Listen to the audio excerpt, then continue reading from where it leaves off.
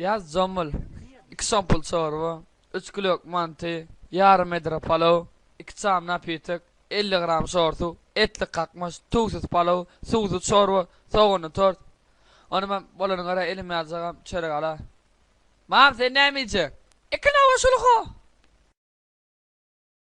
Eğer siz özünüzü oynayış çekesiniz geliyen varsa, onu sizin bir stakan çörek kola içirin ya da yarım metre portakal. Be, çörek kola düzülecek mi ki?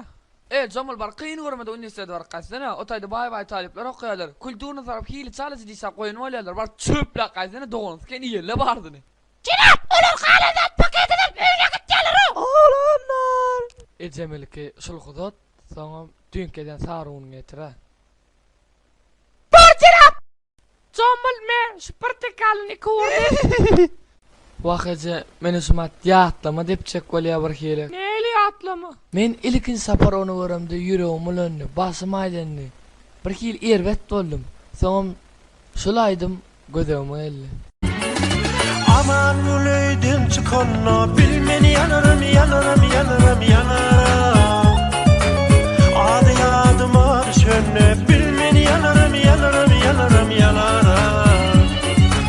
Aman uluyden çıkanna bilmeni yanarım yanarım yanarım yanarım. Gözü gözüme düşene bilmeni yanarım yanarım yanarım yanarım.